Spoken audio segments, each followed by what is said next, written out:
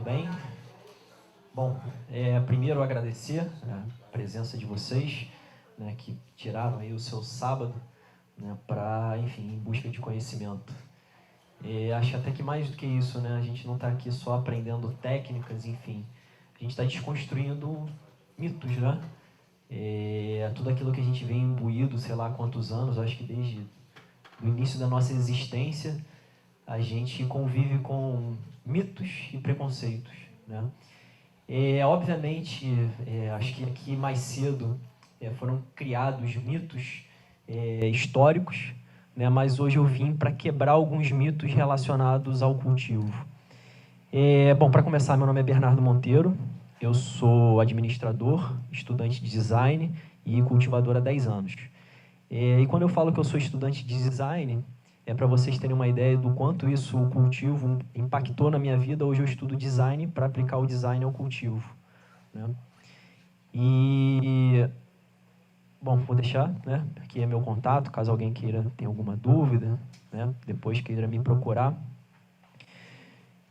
E o design, cara, caiu como uma luva, assim. Eu acho que eu sempre tive, como eu sempre tive aptidão para construir coisas e tal, desde pequeno, quando eu entrei nesse universo do cultivo, ainda era uma coisa muito incipiente, era muito pouco conhecido aqui. Então a gente só tinha, por exemplo, uma loja em todo o Brasil que vendia equipamentos para cultivo. E, por sorte, essa única loja no Brasil todo era, tipo, alguns metros da minha casa, né? Mas, embora eu tenha demorado a descobrir que aquela loja existia, eu comecei a cultivar, baseado nessa dificuldade de acesso a equipamentos que tinha há 10 anos atrás. Eu comecei a construir meus equipamentos, a fabricar, enfim, pesquisando ali pela internet.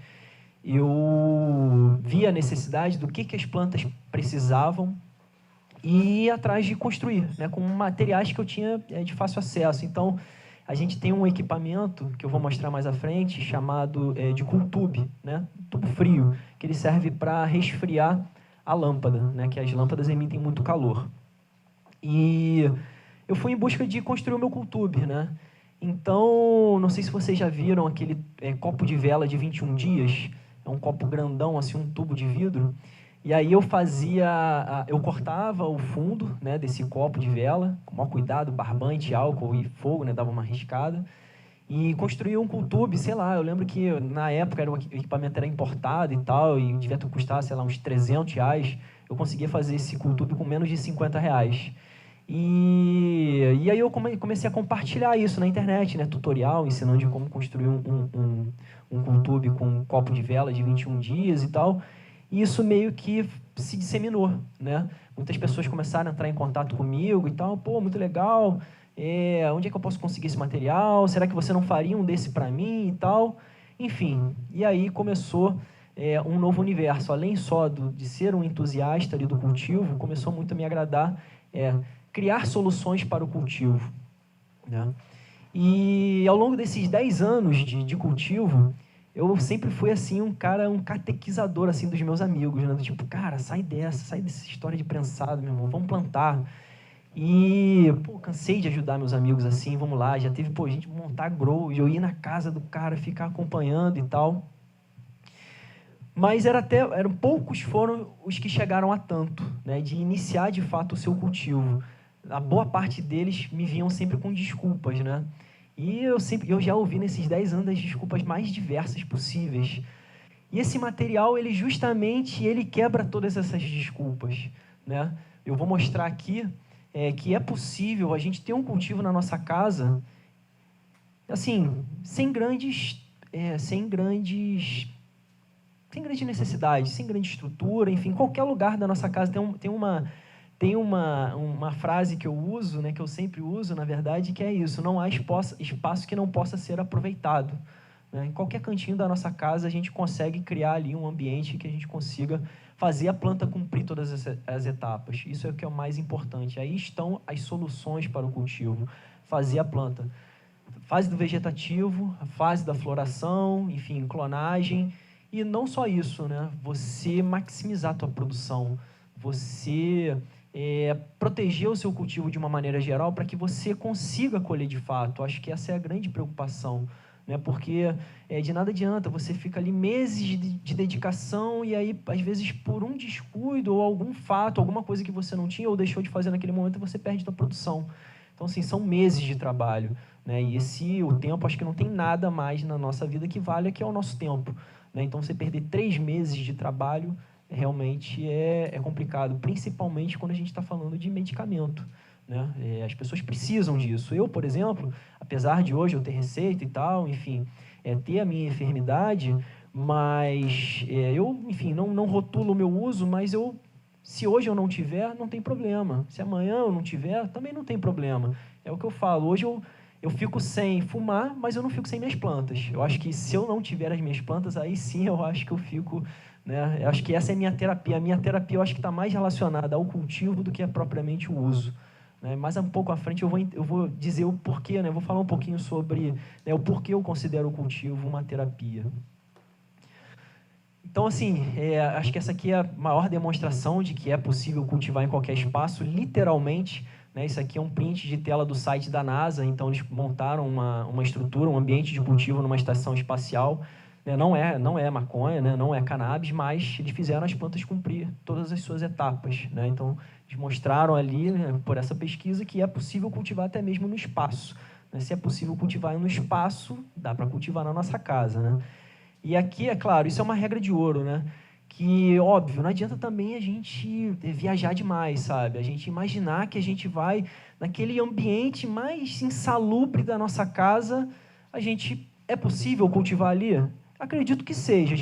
Dá para a gente encontrar uma solução, mas será que vai valer todo o esforço que a gente vai empenhar ali? Será que a gente não tem um lugarzinho um pouquinho melhor, né? Então, eu acho que essa é a minha principal função aqui, é fazer vocês saírem daqui com esse entendimento, né, de saber identificar um espaço adequado, saber o que vocês precisam para atender a necessidade de vocês, tá? Então, lembrando, quanto mais inóspito e insalubre for o espaço destinado ao cultivo, mais difícil será fornecer as condições ideais para as plantas, né? E, obviamente, a gente tem uma preocupação, que a gente está usando ali, no cultivo indoor especificamente, a gente está usando vários equipamentos elétricos, né? Eletrônicos, enfim. E, por exemplo, as lâmpadas, elas emitem calor, né? Então, a gente tem que ter a preocupação, levar em consideração esse coeficiente entre potência, lâmpada, potência da lâmpada, calor emitido e exaustão. Então, a gente precisa dimensionar tudo isso muito bem para fornecer para as plantas um ambiente adequado. Então, acho que esse é o ponto de partida, né, né, para quem quer começar a cultivar, né? E essa é a primeira, é a desculpa também, uma das, vamos botar assim, as top 5, né?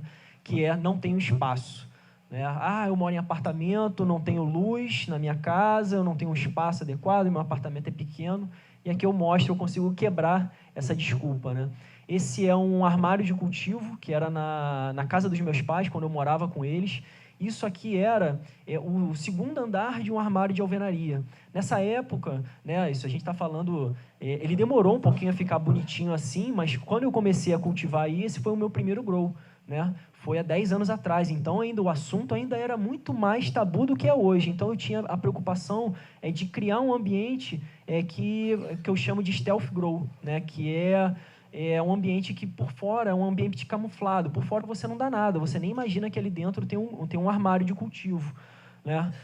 E por muito tempo eu fui autossuficiente nesse armáriozinho, que ele tinha 90 centímetros de largura, 60 de profundidade e 80 centímetros de altura. Ou seja, tudo bem que meu consumo não é grande, né? Mas eu conseguia ser autossuficiente aqui. Aqui nessa segunda imagem a gente tem uma ideia melhor, né? Você vê, é o segundo andar de um armário de cultivo, né? Aqui você já vê que meu quarto, isso aqui é um muro de escalada, né, no meu quarto, e eu construí aqui, enfim, nesse segundo andar, né? E claro, como eu falei, né, eu sou um entusiasta da coisa, então eu gostava. Aqui tinha enfim, filtro de carvão, LED, tinha porta-mola gás, então tocava na porta assim, a porta abria, enfim. Chegou o ponto de eu ter uma câmera, né, de acesso remoto, e eu podia fazer a rega das minhas plantas à distância. Tipo, na rua, eu entrava assim no aplicativo, via como estavam minhas plantas, acionava o botãozinho e acionava a rega, né? Isso tudo dentro desse espacinho aqui, cara, num espacinho de, sei lá, menos de 1 metro quadrado, né?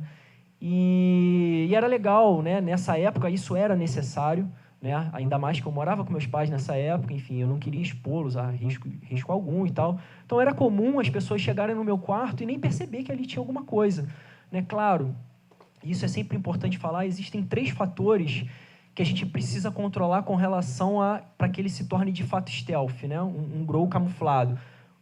É a luz, né? Esse eu acho que é tranquilo da gente controlar essa situação, né? Porque as luzes são muito fortes. Então parece que a luz faz curva, né? Qualquer frestinha que tenha, cara, a luz passa, né? E aqui era engraçado, porque eu tinha uma preocupação, eu sou muito metódico, assim, né? Tipo, uma preocupação, então eu faço as coisas, né? Sempre, por exemplo, eu entrava aqui no quarto, no lado oposto a esse grow era a janela do meu quarto. E a janela do meu quarto dava para um paredão que era lateral de um prédio vizinho, né?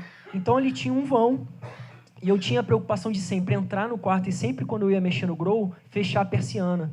Porque se eu não fechasse, a luz era tão forte que fazia a projeção das plantas nesse paredão. Então ficava assim um cinema, as folhas balançando assim na parede do meu prédio, para todo o meu prédio ver, né? Então isso é uma noção que eu sempre passo, ainda é ilegal, né? Muitas vezes as pessoas aqui ainda não têm o seu habeas corpus e tal, e uma das teses até que do habeas corpus é que você precisa estar já cultivando para, né, para poder solicitar o habeas corpus. Então, uma das noções assim que eu sempre passo é com relação à segurança. Sempre ter essa preocupação de tomar cuidado, sabe? De não nos expor, né? Para que a gente possa, enfim, cumprir as etapas que a gente precisa, né? Para produzir, né, o nosso medicamento, enfim, a nossa matéria-prima. Então, isso cansou de as pessoas chegarem ali em casa, entrar, não dá nada. Teve uma vez, por exemplo, que eu até comecei a falar das variáveis que a gente precisa contornar e eu falei da luz, a outra seria o cheiro. Essa também é muito tranquila. Se vocês repararem, tem um filtro de carvão ativado aqui. O filtro de carvão ativado, se tiver instalado direitinho, tudo bem dimensionado, exaustão, instalado de forma correta, ele zera o cheiro mesmo, zera. Falo com propriedade assim. Você consegue controlar o cheiro. Agora, tem um terceiro fator aí que esse realmente é o mais difícil. Eu ainda não encontrei a solução para zerar esse problema, que é o barulho da exaustão. Por mais que você tenha um silenciador, duto com isolamento acústico e tal, você sempre vai ouvir na saída aquele barulho do vento, soprando. Isso é inusitado. Você imagina, no quarto, você entra no quarto e tem um barulho soprando. E teve uma vez que a família da minha mãe foi dormir lá em casa, eu já não estava morando ali com meus pais, mas eu tinha o grow, meu grow ainda estava aí, e meu quarto foi cedido para o pessoal ficar. E aí um tio meu, no dia seguinte, Bernardo, me ligou para mim, ele já estava lá no Espírito Santo, ligou para mim, Bernardo, tem um barulho no seu quarto? O que é aquilo, cara? Caraca. Eu falei, não é nada não, tio, é um transformador que tem lá, que emite esse barulho, enfim, ele fingiu que acreditou e eu fingi que enganei ele. Né? Mas certamente, talvez, se bem que meus primos, hoje a gente já tem né, enfim, falo mais abertamente e tal, e meus primos acompanham o meu trabalho, então certamente ele já deve estar ligado que tinha um grow lá dentro naquela época. Esse aqui é um outro exemplozinho, aquele era o segundo andar de um armário de alvenaria. Esse é um armáriozinho de bancada, mas no mesmo estilo, né? Armário baixinho, né? Mesma coisa. Isso é um ponto muito importante para quando vocês chegarem em casa e forem identificar qual é o melhor ambiente que vocês vão colocar ali o cultivo de vocês, é ter isso que eu encontrei aqui, que é uma boa área para circulação de ar. Né? Quando eu cheguei na casa desse cultivador, tinha 2 armários desse, né? Um do lado do outro, sendo que esse aqui, na parte de trás, tinha um buraco do ar-condicionado. Eu falei, opa, esse é o lugar, porque aqui fica perfeito, eu consigo embutir toda a exaustão dentro desse vão do buraco de ar-condicionado. Então, nesse armáriozinho, tinha uma troca de ar perfeita, isso é muito importante, as plantas precisam de circulação de ar, renovação de ar. Isso é muito importante para as plantas. Né? Primeiro, para ter a troca de ar de fato, para que ela possa ali, enfim, tirar oxigênio, enfim, do ar, e não só controlar a umidade, né? Essa circulação de ar ajuda a controlar a umidade. Amanhã vocês vão mais a fundo na parte de cultivo. Essa minha aula era para ser, ela sempre é aos domingos, que a gente fala estritamente sobre cultivo, mas como esse mesmo final de semana vai ter curso da Cultivo, então eu estou saindo daqui, estou indo para São Paulo, que amanhã tem curso da Cultivo em São Paulo. Mas vocês vão entrar mais a fundo disso, o quanto é importante trabalhar o controle da umidade, porque quando a planta está em floração, umidade alta tende a mofar, né? Então o mofo é um dos grandes inimigos assim do cultivo, porque é aquilo que eu falei, não controlou bem a umidade e mofou, muitas vezes você pode perder toda a sua colheita, né? E o fungo é nocivo, né, para a gente. Não é recomendado você usar, né, a matéria vegetal quando ela está fungada, né? Então, é muito importante esse controle da exaustão. E aqui eu sempre com essa preocupação, enfim, dos detalhes e tal, de dar acabamento e ser uma coisa discreta. Aqui já é ele montado, né, com a iluminação e tal, e aqui a parte, como ele é visto na parte de fora do prédio, né? Coloquei esse acabamentozinho, né? Um é a entrada de ar, o outro é a saída. Então, assim, para quem se sente inseguro, né, com relação à insegurança, do tipo, eu não tenho como ter planta na minha casa porque eu recebo pessoas e tal, essa é mais uma que a gente quebra. É possível a gente ter algo discreto. Se a gente não quiser que ninguém saiba do nosso cultivo, dá para a gente encontrar um espaço na nossa casa, dá para a gente desenhar alguma coisa, construir, enfim, para fazer com que ele não seja algo explícito, né? E se vocês repararem, até agora, tirando a exceção do meu primeiro growzinho ali, o que tem de mais aqui nesse grow? Não tem nada de mais, é só uma lâmpada que você compra ali na Palácio das Ferramentas ou em qualquer loja de iluminação. Enfim, esses mini ventiladorzinhos de mesa que você também compra em qualquer lugar. E aqui por dentro, que não está visto, que está dentro do vão do ar-condicionado, o buraco do vão, tem um exaustor. Aí sim, isso é uma coisa mais específica, um exaustor tubular, né? Mas é a única coisa. De resto, você compra e gasta pouco, né? Claro que aqui, enfim, como eu não trabalho para terceiro e tal, eu tive toda a preocupação de dar um bom acabamento e tal, mas a verdade não precisa de nada disso, não precisa de nada muito, enfim, aquela história de um laboratório para cultivar maconha, isso nada mais do que mito da imprensa, né? Isso é mais um, tá aí, vou até anotar, mais um quebrado, essa história dos mitos da imprensa que ela cria, um laboratório para aprimoramento genético, maconha, enfim, mito. Está provado aqui, né? Opa, aqui. Esse é um outro exemplo de mini cultivo, né? Então aqui também um armáriozinho de bancada. E esse é legal porque aqui eu cheguei a essa solução, que é uma porta blackout por dentro dessa outra porta, justamente para evitar a saída de luz. Então, as frestas são todas vedadas, né? Você abre a porta de armário, né? Daqui você é um armário simples, comum, né? E você abre as portas de madeira e por trás tem uma outra porta, estilo aquelas tendas de cultivo, né, que eu costurei e tal, e aí não passava luz alguma pelas frestas da porta, né? E se você reparar aqui, tudo, né, bem dimensionadinho, pequenininho, um armáriozinho dessa alturinha, né, entrada de ar, isso é muito importante vocês entenderem, né? Ar quente sobe, ar frio fica embaixo. Então, qual é o que vocês têm que ter de entendimento com relação à circulação de ar? Ar frio entra por baixo, ar quente sai por cima. Então, sempre levando em consideração essa dinâmica, né? Por aqui entra o ar frio, tá? Apesar do buraco estar aqui embaixo, mas olha onde é a entrada de ar quente, é aqui em cima. Então, ele entra aqui pelo filtro, né, puxado pelo exaustor e jogado aqui para fora, né? Então, isso é muito importante. Ar frio entra por baixo, ar quente entra por cima, tá? Vocês vão otimizar, enfim, o controle de temperatura do armário de vocês. Esse acho que é um clássico, né, o cultivo de banheiro. Se eu for eleger assim, qual é o melhor lugar da casa para você cultivar, eu diria que é aquele banheirinho de serviço, né?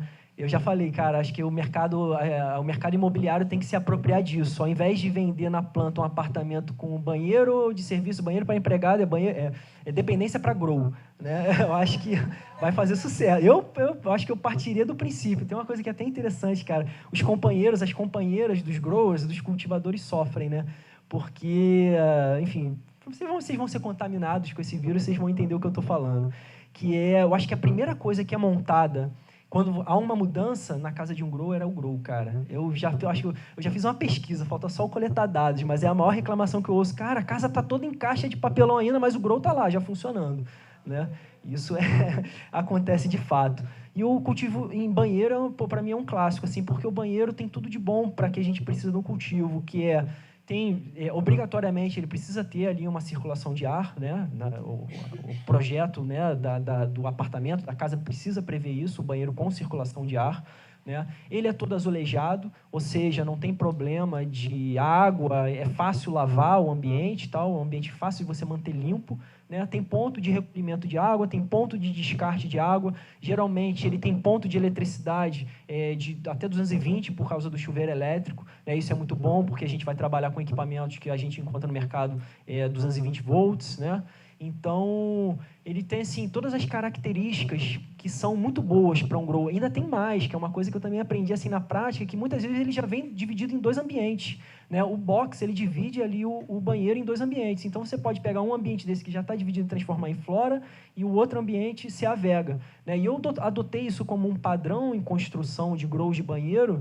Às vezes eu chego assim, para mim é fácil, sabe? Porque eu já fiz vários, então eu já sei o que eu tenho que fazer. Só botar um blackout ali no box, eu fecho, isolo, né, a parte que falta do box para o teto, então já está separado ali uma parte para a vega e dentro do box a flora. E aí também, tipo, aí eu pergunto, sempre quando eu cara, e aí, mas o banheiro você quer continuar usando, ou você quer parar de usar o banheiro e tal? Não, não quero tirar nada. Eu falei, não, tudo bem, então vamos usar a área de cima do vaso sanitário, a gente bota uma bancadinha e faz aqui em cima, em cima do vaso sanitário, a gente faz a parte de vega. E funciona, sabe? Essa foto não está muito boa, mas aqui já dá para ver que aqui dentro é a parte, né, que eu dividi de flora. O que eu falei, coloquei uma vedação de luz, né, para o box, né, a porta é essa aqui, ela enrola, tá? Que ainda não estava acabado, enfim, não tinha acabamento, e a parte de cima que eu isolei a luz com uma madeira, né? Então aqui dá para ver melhor, opa, aqui. O que eu falei, ó, a flora funcionando, e aqui eu botei uma bancadinha em cima do vaso sanitário e uma tendinha em cima para que a pessoa possa, né, ter 2 ambientes. Por que é importante ter 2 ambientes de cultivo? Para a gente ter um ciclo de produção contínuo. A gente sabe, vocês vão ver isso melhor amanhã, mas a maconha ela tem 2 estágios. O estágio vegetativo, que ela só dá folhas, cresce galho e folhas, né? E a parte da floração, onde ela produz, de fato, as flores que geram a resina que a gente precisa para fazer a extração, enfim, que é o que interessa para a gente, né?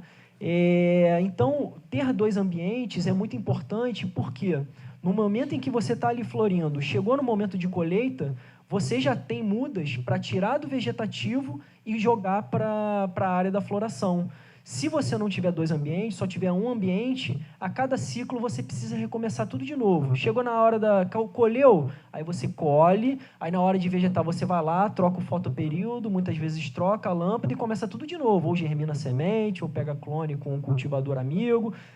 Isso dá uma interrupção, aí você vai ficar ali um tempo, né, vegetando as plantas para poder florir de novo. Aqui não, sistema de colheita contínuo, tá? Claro, isso também é importante eu falar. Quanto mais plantas, mais trabalho, tá? Apesar da gente eu trago, a minha proposta é essa, trazer soluções, facilitar o dia a dia do grower, encontrar caminhos para que seja um trabalho mais simples, menos árduo, né? Para que a gente não precise passar tanto tempo com as plantas, mas a gente precisa ter em mente que quanto mais plantas para cuidar, maior atenção, mais trabalho, sabe? Então, ter 2 ambientes também demanda mais atenção. Mas não é nada muito assim, se eu for contabilizar o quanto tempo eu passo com as minhas plantas diariamente são alguns minutos, sabe? Que pelo menos eu vou lá olhar, sabe? Tem uma frase que eu sempre falo nas minhas apresentações, até que eu me apropriei numa frase que eu ouvi o Pedrão falar, que é o olho do grower que engorda o bud, né? Então, depende de vocês, sabe? Essa colheita, a produção, o sucesso dessa história. E, obviamente, depende da dedicação, né, de cada um. Né? Se a gente... Não adianta, né? Tem outra frase também que eu me apropriei, que é a do Matias, né? O Capitão Presença, para quem conhece, é uma figura ilustre da cena do ativismo canábico, que ele fala, cara, cultivar maconha é que nem ter um pet, né? Você só precisa ir ali, cuidar, botar água, ração, com a diferença que o pet você não fuma no final, né? A maconha sim, então... mas a relação é a mesma, sabe? Vocês vão ver que a relação é muito baseada no amor. Eu volto a falar, eu fico sem fumar, mas eu não fico sem minhas plantas, sabe? Eu gosto de ir lá, energia, ver minhas plantas bonitonas, ficar no jardim, falar com elas, gastar um tempinho ali, me faz bem, sabe? Eu gosto desse ofício, né? Então, por mais que existam soluções, é necessário esse acompanhamento, né? Até que, por mais que seja um grow cheio de tecnologia, tudo automatizado e tal, se um desses componentes falhar e você não tiver de olho, você perde sua produção. Então, tem que estar sempre acompanhando. Esse aqui é um outro exemplo de cultivo de banheiro que a gente quebra mais um mito, né, que é grana. Não, mas é muito caro. Pô, é caro pra caramba, precisa de muito equipamento, o gasto mensal é muito grande. E aqui está um mau exemplo de que, cara, tudo bem que esse grower aqui, ele, enfim, encomendou um painelzaço de LED dos Estados Unidos, certamente isso aqui chegou com um preço alto, mas não precisaria ser esse painel de LED. Até essas lâmpadas que a gente tem aqui, dá para cultivar. Sabe, os growers mais puristas, assim, enfim, né, que buscam performance e tal, provavelmente ao longo da vida de cultivadores vocês vão ouvir isso, né, growers mais experientes vão dizer assim, não, isso não dá certo não, para cultivar tem que ser HPS, para cultivar tem que ser painel de LED. Cara, que nada, eu sempre falo isso, começa com o que você tem na mão, sabe? Porque se ficar nessa de esperar, não, eu comprar aquele equipamento, sabe, não demora, pode acontecer, mas começa com o que tem na mão, sabe? Isso é uma outra coisa também muito comum, que é o cara está começando assim, né? O grower está começando, aí entra na loja, vê aquele monte de equipamento lindo, maravilhoso e tal. Aí, pô, o vendedor aflito ali também para fazer a venda. Aí o cara, pô, o grower sai, leva aquele monte de equipamento para casa. E é uma coisa muito comum acontecer, que nem aqueles equipamentos que a gente compra pela televisão, de musculação, sabe? Que com o tempo vira cabide. Né? É uma coisa que eu vejo muito acontecer, sabe? De o equipamento acaba ficando encostado. Por quê? Talvez não precisava daquilo tudo, ou aquilo ali não era o melhor para a gente, né? Para o nosso espaço. Então, o ideal começa por baixo, começa com o que tem na mão, vai aos pouquinhos. Né? Um grow nunca está pronto, pelo menos o meu, se você olhar, ele está lindão agora. Pô, estou há um ano, né, construindo um novo grow na minha casa. Um ano não, estou desde abril. Né? Enfim, que para mim seria o grow dos sonhos, assim, né? Dos meus sonhos. Né? Eu estou lá e eu sei que, por mais que ele não está pronto, eu acho que ele nunca vai ficar, porque tem sempre uma coisa para melhorar, sabe? Então, não fica aflito quanto a isso, sabe? Começa devagarinho, só com uma lâmpadazinha, né? Vai fazendo, vai aumentando e tal, conforme a sua necessidade, conforme a prática, a experiência, vai adquirindo, vai conhecendo, pegando feeling da coisa. Né? E aí, com isso, você vai fazendo os upgrades, né, no seu cultivo. Então, esse aqui... Eu tenho nessa pegada de que nunca está pronto também, eu tenho uma coisa que eu trouxe assim, até de uma proposta, né, uma filosofia do universo do esporte, que eu acho que serve para tudo na vida também, especificamente do universo da escalada. A escalada ela tem uma coisa que é chamada política do mínimo impacto. A gente está na natureza, a gente precisa impactar o mínimo possível aquilo ali. Então, o que é isso? Quando vai ser conquistada uma via, colocado aqueles grampos na parede e tal... A premissa você precisa impactar o mínimo possível. Então, você tem que colocar o mínimo de grampo possível na parede para impactar o mínimo possível aquela rocha, enfim, aquele ambiente. E eu acho que eu trouxe isso para a vida, sabe? Assim, e eu, principalmente no grow, quando entro para fazer uma estrutura de cultivo, eu procuro impactar o mínimo possível no ambiente, justamente pensando que hoje o grow pode estar aqui, mas amanhã pode estar em outro lugar da casa, sabe? Pode encontrar um lugar melhor. Então, quais foram as únicas coisas que eu fiz aqui nesse banheiro? O que eu impactei?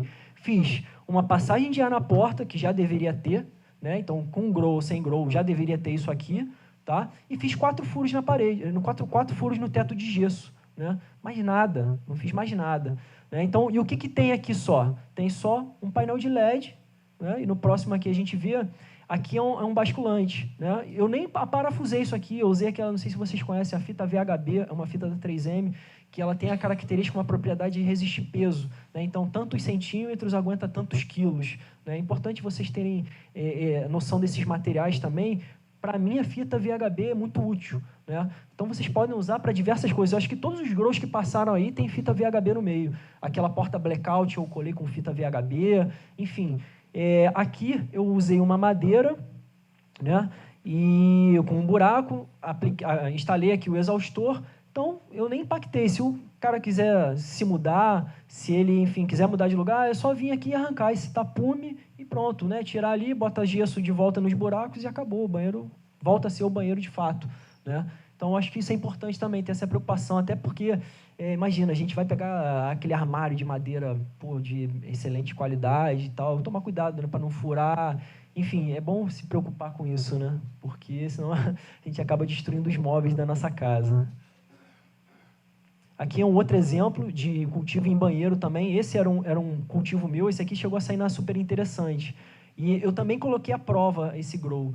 Se vocês repararem, tirando essa tendinha aqui, se você entra no banheiro, você não dá nada, né? Você só vê aqui um box, né? Aqueles boxes de acrílico, né? Acrílico fumê. Aí o que eu fiz? Eu coloquei, por trás do acrílico, eu coloquei, quando eu me mudei para esse apartamento, tinha umas cortinas blackout, né? As cortinas já estavam meio feias e tal, tirei tudo e usei essas cortinas para fazer a vedação de luz desse grow, né? Então, por trás desses acrílicos eu coloquei o blackout, cobri o teto também esticadinho com fita VHB, né? Coloquei exaustão aqui. Então, se você entrasse pelo banheiro assim, se você não visse essa tenda, obviamente você não dava nada, era só um box, né? E eu lembro que eu morei nesse apartamento antes de ir para a casa que eu moro hoje, porque estava em construção e tal. Aí eu fiquei aqui temporariamente. E eu lembro que esse apartamento ia entrar em obra logo em seguida, assim, eu ia sair e entrar em obra. E aí eu tive que receber uns arquitetos que iam medir todos os cômodos e tal. E eu, caraca, como é que eu vou receber? O cara vai ter que ir lá no banheiro, né, para tirar as medidas. Enfim, desliguei tudo, só coloquei umas caixas aqui na frente da porta, só para, né, não meter a mão. Entrou, olhou, eu falei, pô, faz o seguinte, tá meio tumultuado aqui, eu te mando as medidas. Olhou, não, tá bom, tirou foto e foi embora, e nem imagina que ali tinha um grow aqui dentro, né? Então, essa também é mais um exemplo que dá para ser algo discreto. Aqui aberto, né, obviamente, aí aqui eu fazia uma composição de espectros de cor, né? Isso é importante quando a gente fala de... se vocês repararem aqui, está bem claro, aquela ali é amarela e essa aqui é uma lâmpada branca, né? A gente chama essas tonalidades de temperatura de cor, né? Então, por isso que tem ali na embalagem branco frio, branco morno, né? Branco morno é assim, né, mais quente, né? O branco frio não está relacionado à emissão de calor, não, tá? É só, enfim, a temperatura da cor. Esse é outro clássico também, né? Eu não quero ocupar o meu banheiro, eu também não quero ter uma tenda na minha casa e tal, cultivo em armário, né? Esse aqui, de fora, aquele armário clássico, assim, dos anos 70, foi até engraçado que quando eu desmontei esse armário, dentro tinha um jornal, assim, realmente da década de 70, né? Foi quase uma exploração arqueológica, né? Eu acho que é engraçado que tem alguns lugares as pessoas já conhecem, cara, que igualzinho o armário da minha casa. Esse até é muito semelhante com o armário que tinha lá quando eu morava na casa dos meus pais, né? Também mais uma coisa que é legal isso, assim, você ter essa prática, porque você identifica as coisas, fala, pô, já fiz isso, então fica mais rápido, é mais fácil. Então, esse é um padrãozinho que eu criei, né, para grow, assim, em armários, que se você, a entrada de ar aqui embaixo, saída está aqui. Isso, o legal, eu podia ter colocado um videozinho que reforça bem. Repara, onde está o exaustor? A porta, o exaustor fica fixo dentro do armário e o buraco está aqui na porta. Então, a porta se fecha e encaixa dentro, a Lília conhece bem esse sistema, né, Lília? E a porta fecha e se encaixa na boca do exaustor. Então, aqui, dentro de um mesmo armário, dois ambientes, vega e flora, né? O ar entra por baixo, né? Leva o ar aqui, passa, sai e é retirado aqui por cima, né? Resfriando, o ar, na verdade, entra aqui por essa boca do cultube e o ar quente é jogado para fora. O estágio vegetativo, a vega, a flora é o estágio de floração, né? E o que mais, a parte mais delicada é a flora, né? A vega é muito tranquila, acho que é muito comum, todo mundo vê tá com uma vega linda, mas na flora é a parte que demanda mais atenção. Você precisa, enfim, os nutrientes que a planta demanda são outros, né? Então há uma mudança, né? Realmente, tanto na fertilização, tanto no tempo de luz, né? Amanhã vocês vão ver isso. As plantas tem duas variedades, né? Tem as chamadas automáticas, as plantas automáticas, que elas não são fotodependentes, elas independem de fotoperíodo, tempo de exposição à luz, né?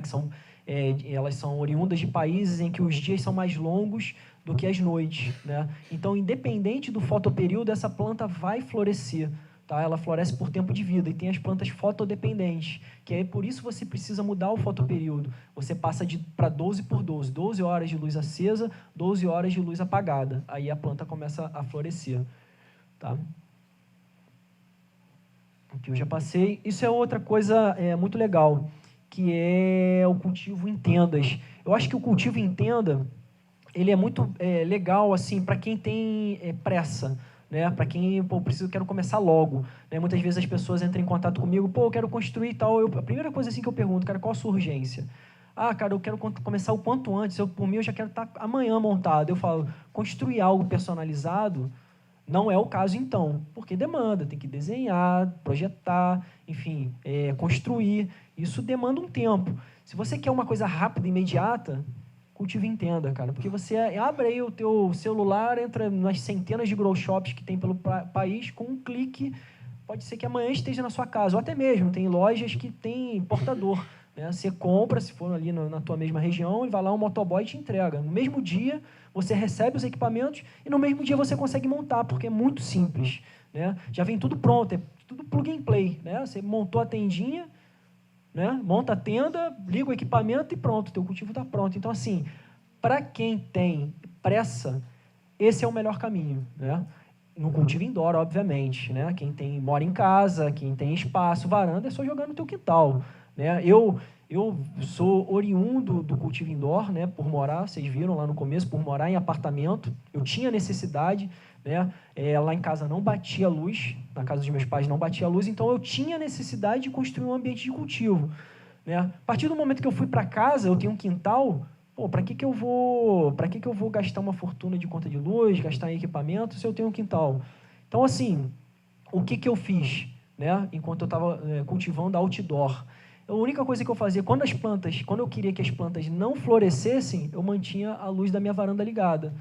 A partir do momento que eu queria que... Bom, agora é o momento, agora é para florescer. Ia lá e não ligava mais a luz. E tinha a preocupação de sempre quando eu fosse de noite a varanda, não ligar a luz. Isso é muito importante.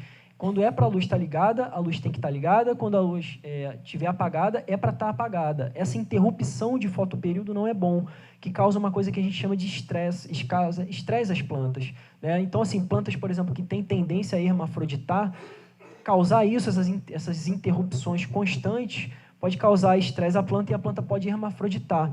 O que é o hermafroditismo? É nascer numa planta fêmea em inflorescências de macho, né? E aí ela se autopoliniza e ela dá semente. Então é muito importante essa regra de quando é para a luz estar acesa, tem que estar acesa, quando é para a luz estar apagada, está apagada. Eu, lá em casa, para me facilitar, você tem a opção, por exemplo, morando em casa, né? Chegou, beleza, o dia amanheceu, tá lá a luz desligada, sol o dia inteiro, aí o teu horário de chegar do trabalho é quando começa a anoitecer. Quando você chega do trabalho todo dia, vai lá e deixa a luz ligada e acende a luz. Você pode criar esse hábito, ou até mesmo não. Ah, não quero nem ter esse trabalho de ficar todo dia indo lá ligar a luz, é só manter a luz ligada direto. Geralmente essas lâmpadas não consomem muito, né? Então deixa a luz ligada 24 horas, a planta não vai florescer, só vai vegetar, crescer. Quando chegar a achar que é o momento dela florescer, para de ligar a luz, ela vai automaticamente florescer. Tem uma coisa interessante, existe uma época do ano em que as plantas, que os dias são mais longos que as noites. Essa época do ano é a época do ano que a planta vegeta, né? Então, pode acontecer, dependendo de onde você mora, da sua região, enfim, etc., da planta, mesmo você estando com a luz desligada, a planta revegete, né? Ela sai ali do estado de floração, mas nesse exato momento, essa época do ano, os dias estão mais longos e a planta começa a vegetar novamente, tá? O ideal, o que é? Evitar florir nessas épocas do ano, né? Que é verão, enfim. Confesso que eu nunca tive problema lá em casa. A gente, territorialmente, somos abençoados. Assim. O Brasil é um território grande potencial para cultivo de maconha, porque aqui floresce quase o ano inteiro, né? Algumas regiões e tal que realmente tem esse problema, dos dias mais longos e tal. Eu, nesse regime de luz 24 horas direto no vegetativo, e quando eu quero tirar da floração, quero pôr em floração, eu desligo a luz, nunca tive problema de revegetar plantas, mas existe esse cuidado, essa preocupação, né, que a gente tem que ter. Então aqui, mesma coisa, né? Esse é um ambiente único, né? Se ele quiser vegetar e florir aqui, ele tem que fazer a troca do tempo de luz. Esse painel que eu construí aqui para ele, até serve tanto para a floração quanto para o vegetativo, mas de qualquer forma ele precisa reprogramar o timer a cada processo. Aqui não, em cima é o vegetativo, embaixo é a flora. Opa, não voltei. Aí. Esse aqui, no início dessa aula eu falei sobre o cultivo protegido. Cultivo protegido é uma prática já muito antiga, talvez não tão antiga, mas, enfim, antigo o suficiente para me surpreender eu saber que há tanto tempo isso é praticado na agricultura tradicional, né, que nada mais é que o cultivo em greenhouse, aquelas estufas de cultivo, né? Eu trouxe esse conceito de cultivo protegido para o universo da cannabis assim, de uma forma mais ampla, né, que é a proteção não só do isolamento do ambiente, mas essa proteção desse cuidado, da proteção dos processos, né? O sentido de proteção de uma forma ampla para garantir que você consiga cumprir todas as etapas e não tenha perda de colheita, né? Então, o meu entendimento, eu trouxe isso para dentro do cultivo da cannabis como uma forma de proteção de uma maneira geral, uma proteção mais ampla, né? Você fazer ali, tomar medidas o tempo inteiro para garantir o sucesso, né? Então, esse aqui é um cultivo... Opa, aqui. Isso aqui já é na minha casa, né, onde eu moro hoje. Então, o que eu fiz? Eu moro no centro do Rio. E uma coisa que eu percebi o centro do Rio não é uma área muito vegetada, né? Tem pouca vegetação. Eu percebi que minhas plantas não tinham concorrência, né? Acho que todas as pragas da região iam para as minhas plantas, né? Eu sempre falava, cara, as pragas do Egito, tinha sempre mite, tripe e mosca branca. Batata, assim, mite, tripe e mosca branca. Vinham sempre as três juntas, o tempo inteiro, sabe? Aí eu, pô, como é que eu vou solucionar isso, cara? Eu falei, pô, vou fazer uma greenhousezinha, uma estufazinha de cultivo. E aí tem até um pouco aquilo que eu falei com o Lúcio, né? Essa tendinha, cara, eu construí com coisa que eu tinha em casa, sabe? Cano de PVC, uma lona qualquer de plástico e tal. Eu mexo com tudo, né? Mas eu faço também serigrafia e tal. Aí eu tinha tela de poliéster. Aí o que eu fiz? Construí essa tendinha, né, toda de lona, na frente, em cima e atrás é lona impermeável, e nas laterais tela de silkscreen, tela de poliéster, porque ela tem uma trama muito fininha, então ela permite o ar passar, mas não deixa as pragas entrarem. Então, basicamente era só isso, e tudo construído com tubo de PVC. Isso aqui, na verdade, era um protótipo, né? Então eu queria gastar o mínimo possível. Enfim, eu queria os materiais mais baratos. Se reparar, tem até uns rodíziozinhos, então dava para empurrar a tendinha para lá, para cá, enfim. E a única coisa que tinha era um ventilador aqui na lateral, aqui, repara. Eu deixava esse ventiladorzão aqui, ó, soprando, e olha só, sem tecnologia nenhuma, sem aparato algum. Não sei se vocês conseguem enxergar aqui, ó, mas eu coloquei 2 termohigrômetros. Esse aqui é um equipamentozinho legal de se ter, principalmente para o cultivo indoor, que ele não controla nada, mas você monitora através dele a umidade e a temperatura daquele ambiente. Aí o que eu fiz? Eu coloquei um termohigrômetro dentro e um termohigrômetro fora. Fora está um calor de 40,6 graus e uma umidade de 37%. Dentro está 36% de umidade e um calor de 37 graus. Ou seja, eu consegui baixar 3 graus sem muito esforço. E isso é uma coisa legal também, porque vocês vão, ao longo da vida de vocês como cultivadores, vocês vão ouvir os growers puristas dizerem: não, para você cultivar, você precisa estar ali na faixa de temperatura de tantos até, sei lá, 25 graus, né? Cara, se isso fosse verdade, ninguém no Rio cultivava outdoor, né? Imagina, o calor do Rio de Janeiro, impossível. Mas dá, cara, dá para cultivar. Assim, claro, quando a gente fala de performance, maximização de resultado, o ideal é a gente trabalhar nas faixas ideais, né? Mas não quer dizer que a gente não consiga ter um cultivo num calor de, enfim, de 37 graus, sabe? Dá para cultivar, né? Talvez a planta ela não dê o seu máximo, mas é possível cultivar. Outra coisa que é legal também, para quem mora em casa, ter isso, mesmo que não seja isso, pelo menos uma cobertura, um teto desse, tipo, transparente, telha de policarbonato, ou, enfim, aqueles telhadinhos transparentes, porque era muito comum, antes de eu ter essa tenda, eu estava com as minhas plantas hoje, sair de casa para trabalhar, tá um dia lindo. Daqui a pouco o tempo começava a fechar, eu no trabalho, a chuva, descia a chuva, já ficava, meu Deus, minhas plantas. Quantas vezes eu falei, gente, eu vou ter que sair rapidinho. Enfim, eu moro perto, né, do meu trabalho, então, assim, 15 minutinhos de bicicleta, eu vou trabalhar de bicicleta, eu estou em casa. Então, eu saía correndo, tira a planta, não sei o quê, bota debaixo do telhado. Enfim, isso é ruim, primeiro, por esse trabalho, né? Pô, você ficar tirando planta, bota a planta, tira a planta, a coluna que aguente. Mas também porque você tem o fato de jogar as plantas para debaixo do telhado elas estão na sombra, né? E quanto mais luz, melhor. Então, primeiro, eu já estava tirando, estava colocando elas na sombra, então tem perda de produtividade, tem esse lance de chover, como eu falei no começo. Na floração, é bom umidade controlada. A faixa ideal de umidade é 60%. Né? Aqui está fora da faixa, né? Mas fazer o quê? É um cultivo outdoor, não tenho como controlar isso. Aqui eu até poderia colocar um umidificador aqui dentro. Né? A gente pode trabalhar com isso. Existem vários equipamentos que nem estão relacionados ao cultivo que a gente traz para o nosso universo. Tem os umidificadores, caso a gente tenha problema com umidade, baixa umidade, a gente pode colocar um umidificador. Se a gente tiver problema com alta umidade, a gente pode colocar um desumidificador. Né? Então, isso é muito importante, vocês terem noção que vocês têm saída para tudo. Né? Dá para controlar a temperatura, pô, dá para colocar um ar-condicionado, se for muito calor, mas aí tem conta de luz e tal, ponderar, sabe? É ponderar, saber o que cabe para vocês, sabe? Cabe no bolso, cabe no dia a dia, na rotina, enfim, cada um aqui tem que saber até onde pode ir. Lembrando que, né, como eu falo sempre, existe o ideal e o mais próximo ideal que a gente pode obter. Toma isso como partido e manda brasa, que vai, com certeza. Deixa eu ver aqui.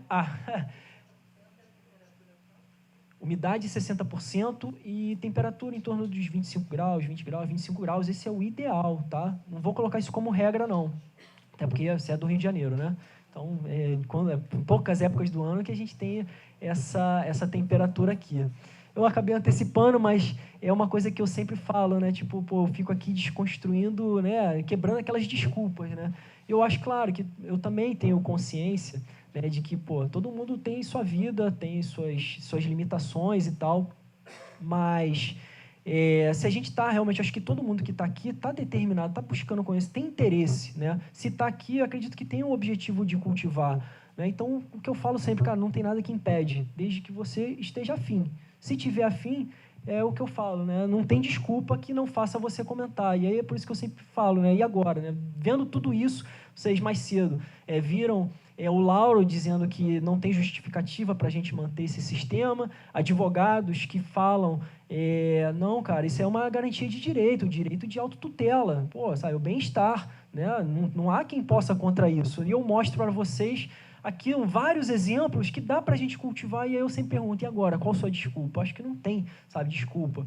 Eu estava em Búzios, né, num seminário que teve lá, e aí isso eu acho que é a que mais, a dificuldade, eu acho que mais limita as pessoas a darem o início, que é a preocupação com segurança, a questão legal, né?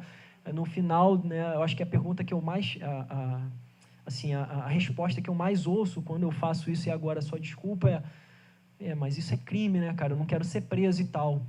E aí eu sempre falo, cara, tudo bem, não sou eu que vou quebrar essa tua desculpa, mas esse evento que está acontecendo aqui é o que quebra essa desculpa. Porque eu acho que é essa rede, sabe, que nos dá segurança. Sabe? Aqui a gente tem uma rede de apoio. Quantas vezes já aconteceu do tipo, pô, eu vivo isso há 10 anos, a gente já viu coisas que, enfim, muitas coisas, sabe? E uma coisa que sempre aconteceu entre os nossos, quando dava algum problema, estava sempre o time todo junto, sabe? Gente de sair daqui para outra cidade, para ir lá, tá junto, sabe? A gente tem vários técnicos aqui que podem auxiliar, não, mas, enfim, justificar, sabe? Não, mas o cultivo dele era para ele faz parte de uma associação. Então, eu acho que isso aqui que a gente está fazendo, né, essa associação, é o que nos dá segurança para que a gente possa, assim, ter uma tranquilidade, né? Esses dias eu visitei uma amiga, né, uma expoente, né, da cena do ativismo e tal, e ela estava querendo cultivar, e ela tem uma enfermidade, né, psoríase, né, e pelo que ela falou, a condição dela está muito relacionada também ao estresse, né, então, assim, épocas que ela está estressada, os machucados afloram, né. E aí foi o que eu falei para ela, eu falei, cara, eu não vou ficar aqui falando, não, cultiva, porque não adianta, você vai entrar num ciclo vicioso, né? Porque ela estava falando que ela é muito preocupada com segurança, e ela se expõe, né, nessa cena do ativismo e tal. Aí eu falei, para pensar, você vai estar criando uma condição estressante para você, porque você vai estar preocupada, né, de ter ali o cultivo, de acontecer alguma coisa, esse estresse vai te gerar, né, as feridas, e aí você vai estar produzindo para curar essas feridas, então você entra num ciclo vicioso, ou seja, está piorando a enfermidade para tratar. Foi o que eu falei, cara, então, cara, faz o seguinte, busca segurança jurídica, né, e a partir daí você dá início ao seu cultivo. Acho que o mais importante aqui é o bem-estar, né? Então, a gente tem que fazer aquilo que realmente nós nos sentimos tranquilos. E aqui dentro, cara, com certeza, o Daniel já deve ter conversado com cada um de vocês, a gente tem essa rede de apoio, que vai desde do auxílio ao cultivo, né, a ajudar, a gente tem grupos de tirar dúvida, ajudar, a gente tem pessoas que vão visitar, se for o caso, se for necessário, né, até mesmo casos, por exemplo, como as advogadas. Em caso de algum problema, a gente tem equipes de advogados que vão lá, enfim, auxiliar, né, dar suporte jurídico. Então, assim, aqui há esse amparo para quebrar essa desculpa do problema legal, tá? Então, eu acho que essa é a mensagem que eu queria mostrar para vocês, que é possível, não tem dificuldade, é simples, tá? E é isso. Bora plantar. Vamos lá, vou abrir para pergunta. Obrigado, gente. Esse é um grande gargalo também. Tá aí, lembrou. Mais uma coisa que... Eu escrevi um artigo, acho que foi sobre semente, como conseguir semente. Esse também é um grande gargalo. Eu cheguei a escrever um artigo, agora não lembro se foi para a Mídia Ninja ou para o Grow, falando sobre justamente que o gargalo do nosso país, o cultivo é travado do jeito que é hoje aqui, porque realmente a gente não tem acesso à semente. Tem vários países que o cultivo é proibido, tá? O cultivo ainda é crime, mas existe a livre circulação de sementes. As sementes circulam como souvenirs, né? Crime não é você ter a semente, porque ela não tem princípio ativo. Crime é você plantar, germinar. Muita gente me pergunta, cara, como eu consigo semente aqui? A gente sabe que aqui é crime, a circulação de semente é proibido. Então, eu não me sinto confortável. Me diz um site aqui, eu não me sinto confortável de chegar para vocês e falar assim, tal site, pode comprar e tal. Partindo do princípio da boa-fé, mas existe um lado de, ainda a gente está no limbo, eu não tenho garantias de que aquilo ali que está sendo vendido é de fato o que está se vendendo. Né? Então, e é muito fácil, você pode pegar, por exemplo, uma semente de um prensado, coloca numa embalagem e diz que é, sei lá, skunk, não sei o que, papapá. Então é muito fácil, fica muito vulnerável isso. A partir do momento que a gente tem uma cena normalizada, né, obviamente bancos instalados, né, formalmente, e o banco, obviamente, a principal valor de um banco de semente é a sua palavra, né? A sua idoneidade, né? A sua tradição, que é que aquele banco de semente produz boas sementes. A partir do momento em que ele fragiliza isso, esse banco de semente deixa de ser um banco de semente confiável. Né? Então, aqui no Brasil, eu não tenho como te ajudar nisso. O que eu posso te ajudar é dizer, primeiro, cultiva com o que você tiver acesso, mesmo que seja de prensado, sabe? É a mesma coisa, sabe? Tudo bem, não é a melhor genética, mas pode ter certeza. Eu também comecei com prensado, semente de prensado. É um puta aprendizado, sabe? É um puta aprendizado. Mas lembra do seguinte, o Chile, por exemplo, países vizinhos aqui, tem livre circulação de sementes, sabe? O Chile vende semente em banca de jornal, a cultura grower é muito forte, sabe? O que eu faço, pra mim, sabe, é quando eu viajo, eu trago, sabe? É isso que eu posso, assim, eu acho que esse é o melhor caminho. Por quê? Lá vocês vão ter garantia de que aquele banco de semente está ali estabilizado, tem um nome a zelar, sabe? Tem essa preocupação, enfim, ele tem a preocupação de produzir boa genética, então você tem a garantia que você vai estar comprando aquilo que de fato estão te vendendo. Aqui é muito difícil, sabe? Nossa, o que eu mais vejo na internet é casos de problemas, sabe? O cara comprou semente, com um banco de semente daqui, alguém que vende semente, enfim. Então é confiar na pessoa que você tá, que é a pessoa que vai te fornecer, sabe? Eu acho que esse é o ponto de partida.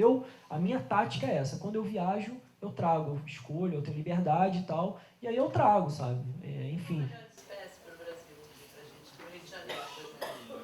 É variado, até porque a gente está falando de controle de clima, né? Então, eu vou usar um exemplo. Eu mostrei ali, até pouco tempo atrás eu estava no outdoor, né? Mas eu sou um grande entusiasta, eu quero, sabe, um growzinho lindo, pá, isso aqui, estou construindo, voltei para o indoor.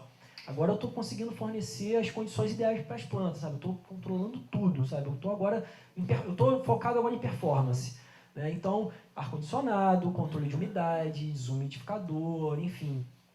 Então eu escolho a genética. Então nesse caso, agora lá eu ainda não estou com desumidificador, né? Estou correndo atrás da compra de um. E a forma que eu encontrei de controlar a umidade do meu grow, e é muito bacana, que você descobre que a física atua, né, tá ali junto do teu lado. Então eu estava com problema de umidade, eu estava controlando a temperatura do meu grow ali, como eu falei, na faixa ideal, 25, estava 23 graus, para ser mais específico. Para algumas genéticas, eu sinto que essa baixa temperatura não está fazendo bem, Mas para outras, puta, cara, então assim, aquelas genéticas que tendem a ficar mais roxas, vocês já viram assim? O frio faz isso, né? Ajuda ela a produzir essa substância que eu agora não lembro qual é. A galera da botânica poderia ajudar nisso. E aí a planta, cara, tá roxinha assim, as folhas lindas que a gente fala, né? As folhas estão rezando para a luz, né? Que elas ficam em pezinhas assim. E tem plantas que estão sentindo, sabe? Essa baixa temperatura não está sendo legal. Então, o importante você vai descobrir isso se você comprar semente.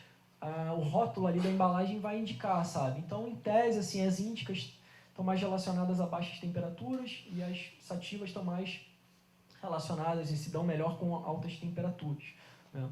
Então, mais alguma pergunta? A pergunta foi com relação à adubação. Eu não entro muito na parte da adubação, eu ainda me considero um cultivador em aprendizagem ainda, né?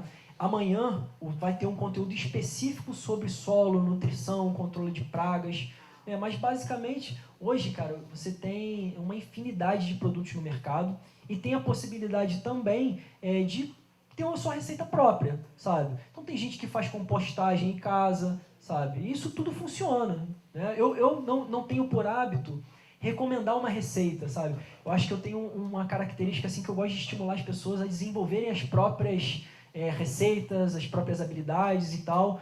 Aí o que eu sempre recomendo é testar, sabe? Tem muita coisa disponível amanhã vai ter um conteúdo específico sobre isso, tá? Mas eu acho que tem produtos prontos para a nossa finalidade. Tá vendo? Isso aqui é o mais bacana de tudo, a gente criar essa rede. A gente tem assim, a gente tem como meta, desculpa interromper o senhor, a gente tem como meta regionalizar, sabe? Criar grupos de apoio por região. Porque assim, eu percebi, desde o início eu sempre me coloquei à disposição de ir, ajudar, ir lá visitar, papapá, ajudar a construir e tal, só que é humanamente impossível para mim, sozinho, conseguir atender todo mundo, sabe? Então, aí o que a gente pensou? Cara, vamos nos multiplicar, é o que eu falo, cara. A gente não tem que buscar ser o cara, a gente tem que criar vários caras, sabe? É o que eu falo, nós somos como os gremlins, né? Lembra dos filmes dos gremlins, que jogava água assim e se multiplicava, né? Esse eu acho que é o nosso maior valor aqui dentro da associação, né? É isso que o senhor está fazendo aqui, sabe? Tipo, não, eu vou trazer, não, vamos lá, pô, aí traz também enfim, algo seu, sabe? Algo que é específico seu, algo que é legal, que pode acrescentar outra pessoa. Acho que essa rede que se forma aqui é muito importante, porque, tem uma coisa que eu tenho que falar isso, cara, eu acho que isso na formação é muito importante, que é o seguinte, isso é uma coisa que tem os dois lados, né? Tem um lado bom e também tem um lado ruim. Qual é o lado ruim disso? As pessoas têm que ter entendimento de quando a gente está em fase de experiência. Isso é muito comum nos cenários, então, principalmente na internet. Alguém vai lá e coloca uma dúvida, tipo no Facebook, né? Grupos de cultivo. Cara, minha planta está assim, assim, assado. Alguém sabe me dizer o que é? Aí daqui a pouco vem e diz, isso é magnésio. Cara, isso é ferro. Isso é umidade. Isso é temperatura. Isso não sei o que. Aí, dezenas de coisas diferentes. Aí o cara posta aquilo ali e fala, meu irmão, ferrou. Pior do que antes eu não tivesse perguntado, porque agora eu tô pior, eu tô com mais dúvida ainda, sabe? Mas aí o que acontece? Cada um ali na sua zona, né, de experiência e tal, na curva de aprendizagem, a gente tem que ter a preocupação de quando passar... É muito bom isso, sabe? As pessoas se apoiarem, se ajudarem, mas a gente tem que ter preocupação seguinte. Lá em casa eu tô fazendo assim, tá dando certo. Mas eu ainda não experimentei o tempo suficiente e não cheguei aos resultados para dizer que isso é realmente efetivo. Então, é o que eu sempre procuro passar para as pessoas. Cara, controla a ansiedade justamente de passar informação. Tenha a preocupação de dizer que ainda está em fase de experiência. Porque senão você ainda está em fase de experiência, você pode acabar atrasando também quem está em fase de experiência. Então, são duas pessoas que, caso dê errado essa coisa que ainda não foi testado os resultados, se acaba, enfim, duas pessoas atrasando ali a sua aprendizagem, né? Então é muito importante isso, né? Eu, assim, esse lance que eu falei da regionalização e tal, o que eu tenho feito?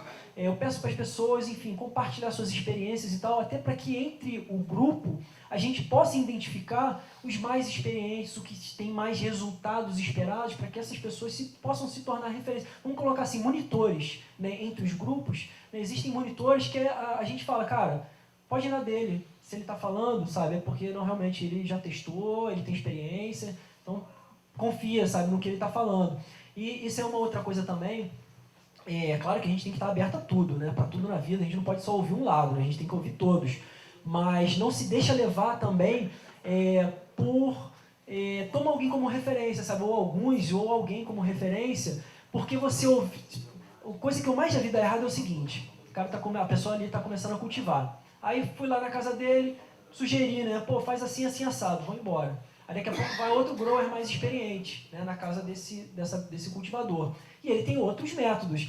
Não, cara, faz assim, assim, assado. Aí, beleza, você tomar várias referências, resumo da história. Cada um tem seu jeito, né? E às vezes a congruência desses jeitos criam conflitos, né? Não dão certo. E aí acaba que o cultivo não vai para frente. Eu já vi isso acontecer, tipo assim, com o mesmo cultivador, ele passar por 3 experiências, ouvir um, aí daqui a pouco chegou o segundo, não, faz assim assado, daqui a pouco chega o terceiro, faz assim assado. Resumo da história, não foi para frente, sabe? A pergunta dela foi sobre é possível cultivar na varanda, só botar o vasinho ali na varanda e boa. Com certeza, cara, sabe?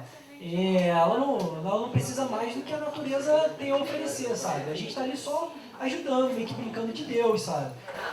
Mas, com certeza, meio que princesa. E aí, um vasinho assim, pode ser, está fora da lei? A planta em si está fora da lei, infelizmente. Você disse que eu não posso Pode. ver, o vizinho quer se dar bem em cima de mim. Dentro do artigo 28, que define o usuário, né, de cannabis, tem previsto em lei o plantio para uso pessoal.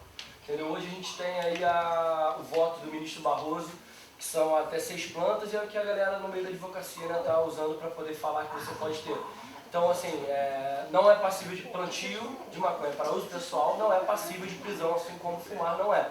Entendeu? Agora, se pô, esse cara chegar na tua casa e pegar lá assim, ó, 10 gramas pro Joãozinho, 20 para não sei quem, 30 para não sei quem lá, não tem como, né? O cara, infelizmente, ainda é ilegal. Isso é eu muito acho um bom. absurdo, seria ilegal o plantio, a gente tem que também lembrar que tem menos de 50 anos de proibição, acho que um pouco mais de 50 anos de proibição, entendeu?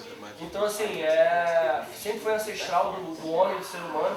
Sativa significa plantada e manipulada pelo homem, cannabis sativa significa plantada e manipulada pelo homem. Então, assim, a gente tem que ter uma super consciência sobre esse assunto. Apesar de ser errado pela nossa legislação, é uma coisa que é inalienável do homem, né? Plantar e semear. Isso, a gente volta àquilo que eu falei, né, da rede de apoio e tal. Realmente, a lei prevê e tal. Eu acho que o mais importante nessa história é a gente ter a nossa história, sabe? A gente ter nossas convicções, saber o que a gente está fazendo, para caso um dia dê problema, a gente possa justificar, não, eu planto por isso, sabe?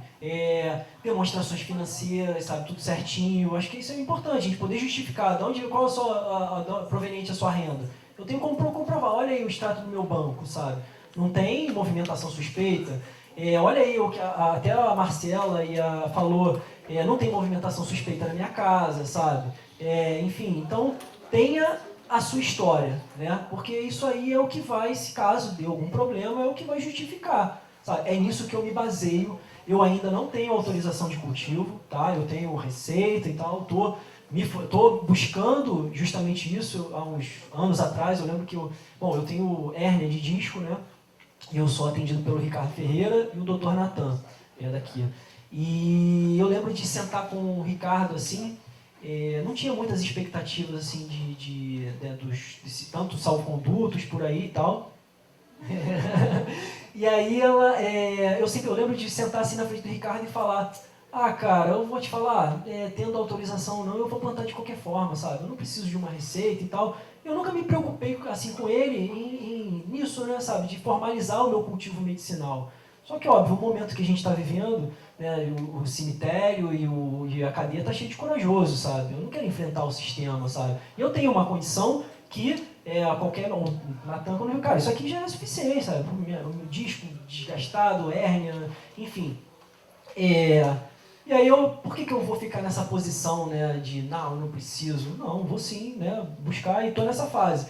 Mas eu me baseio para estar aqui falando para vocês, expondo, dizendo que eu cultivo, etc., justamente porque eu tenho a minha história, sabe?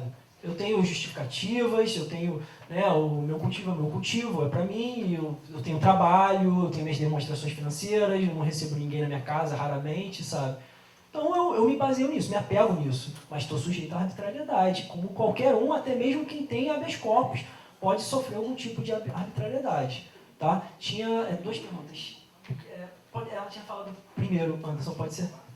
É porque eu acho que é muito importante esse trabalho que você está fazendo de conscientização, né, de trazer informação que é necessário, e principalmente pensando na forma como as políticas públicas, quando há o debate sobre a regulamentação da cannabis, ela é totalmente voltada para grandes empresas ou para importação de Suíça, Canadá, dos países hegemônicos.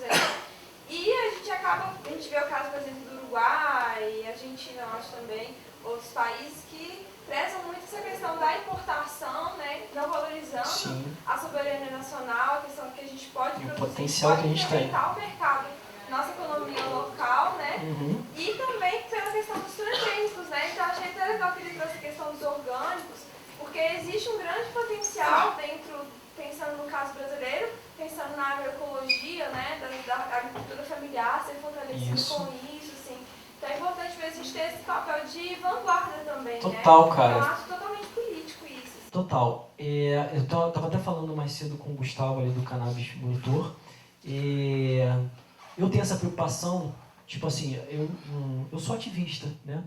Mas é engraçado isso porque no cenário parece que o ativismo, você se colocar como ativista meio que invalida as suas palavras anteriores, né? Tipo, como se você fosse um entusiasta e a sua fundamentação se baseasse tipo, no que você ama fazer, nas suas convicções. Mas não é bem assim, a verdade tudo relacionado à maconha é crime, ainda é. Apesar da gente ter isso aqui que a gente está fazendo aos olhos da lei, é crime. Essa reunião aqui para falar de maconha, isso enfim. Só que aí houve um entendimento precisou ter um entendimento do Supremo Tribunal Federal de que isso aqui não é apologia, né? Então, assim, isso aqui que a gente está fazendo, conforme a lei está hoje, é ativismo, né? E foi o que há um tempinho atrás, eu acho que até hoje eu não consegui comprar essa revista, mas eu acho que eu nem saí, eu cheguei a dar entrevista, assim, né, para aquela revista Globo Rural, e ali está realmente toda voltada muito para o agronegócio e tal. E aí eu lembro, assim, o Aureliano estava me entrevistando e tal, papapá, e eu gosto muito de falar, eu me inflamo, né, eu fico assim. Aí ele falou, parou, olhou assim, mas você é ativista, né? Eu falei, sou, né, eu tenho que ser, né, porque é crime, isso aqui que eu estou fazendo, né, eu preciso do ativismo, né, porque eu preciso primeiro que mude, né, só para dar uma ideia, quando eu já comecei assim, eu lembro, né, de primeira vez que eu falei assim com meus primeiros amigos, meus melhores amigos, eu cheguei para eles e falei assim, cara, tô plantando maconha. Os caras, meu irmão, tu tá maluco, cara, tu vai ser preso, para com isso, não sei o que lá, papapá. Não, eu já tinha meu embasamento, eu já sabia o que eu queria, tá bom, vou fingir então que eu não tô cultivando, tá? Continuei. Aí passou um tempinho, rapidamente eu percebi, né, falei, cara, eu acho que eu vou desenvolver um negócio ligado ao cultivo de maconha. Aí, cara, tu tá maluco, agora tu vai ser preso, que não sei o que, papapá. Aí eu falei, continuei, aí hoje tem trabalho publicado e tal, assim, em mídia e tal, e pô, hoje essas mesmas galera falam, pô, irado, me dá maior apoio e tal. E aí, por um lado, no business, você trazer esse viés ativista é um pouco mal visto, porque tem muito aquela imagem, né, do ativismo, cara, sei lá, o protestante, né, alguma coisa assim. Só que aí, quando eu até comentei sobre esse lance com os amigos próximos, assim, sobre essa entrevista e tal, esse lance do ativismo, de eu não me expor assim tanto quanto um ativista, né, talvez ser mais comedido, né, mais formal e tal, assim, não tentar, tipo, quase que pregar uma palavra, né, tipo assim, quando eu falei sobre isso, as pessoas se colocaram meio que assim, não, cara, seja mais, né, pô, meu irmão, tu tem que ir atrás do seu, sabe? Eu falei, cara, eu vou estar alimentando um monstro que vai me engolir, sabe? Eu não posso ser assim, por quê? Eu não tô aqui nessa só para conseguir um emprego, tipo, ser um grower ou um construtor de uma indústria farmacêutica, porque eu vou continuar inviabilizando, eu vou continuar sem ter acesso. Sabe, imagina, eu vou estar ali numa puta estrutura de cultivo para uma indústria farmacêutica, mas eu não vou poder ter minhas plantas em casa ainda, sabe? E as pessoas pensam Ah, mas imagina o seguinte, pô, você vai estar ali no cultivo, pô, você não vai ter acesso, você não vai poder fumar e tal. Claro que não, cara, porque vai ser tudo muito controlado. E não só isso, é a oportunidade perfeita de transformar um ativista num cara que desvia a finalidade. Sabe, imagina, você está ali é tudo muito regrado e tal. Imagina, eu não posso ter acesso na minha casa, aí porventura eu pego uma flor ali daquele ambiente de cultivo e você é descoberto, virou inimigo público número 1, sabe? Tipo, porra, fulano de tal, porra, foi pego, desviando produção e não sei o que, papapá. Eu falei, cara, eu não posso entrar nesse jogo, porque senão eu realmente vou estar alimentando um monstro que vai me engolir. Eu vou continuar com as minhas convicções, mesmo que gostem ou não, se as pessoas acharem, não, mas ele é ativista e tal, papapá. Não importa, eu estou justamente quebrando paradigmas. Eu estou vivendo... Vou deixar a princesa, que o braço do tio já está ficando cansado. Aí, eu estou vivendo, eu falei no início, né? Eu tô estudando design, né? Então, design de produto. Eu estou desenvolvendo produtos relacionados à maconha, para o cultivo e tal, até para o uso. E lá dentro da instituição, apesar de ser eu estou no Instituto Europeu, né? Apesar de ser realmente uma escola livre, assim, enfim, descolada, né? Desconstruída e tal, ainda existe os paradigmas, sabe? Então, eu estou desenvolvendo, agora estou no projeto 3, estou desenvolvendo um produto, né? E eu trouxe um pouco para o conceito, assim, que a ideia, né? Eu queria desenvolver um produto que se comunicasse, se dialogasse, não só com o grower, com o cultivador, né? Mas com as pessoas que ainda não estão cultivando, que nunca tiveram contato. Então, eu queria criar um produto que se conectasse com essas pessoas também, que essas pessoas olhassem aquilo e falassem, caramba, que legal, e aí chegassem até mim e aí comecem a entender como é o cultivo, né, toda essa história. E, né, na criação do conceito disso, né, ainda em desenvolvimento, eu citei o contato de crianças ou adolescentes com a planta. Cara, quando eu mencionei um pouco desse conceito, eu já senti o desconforto dos meus orientadores, do coordenador do curso.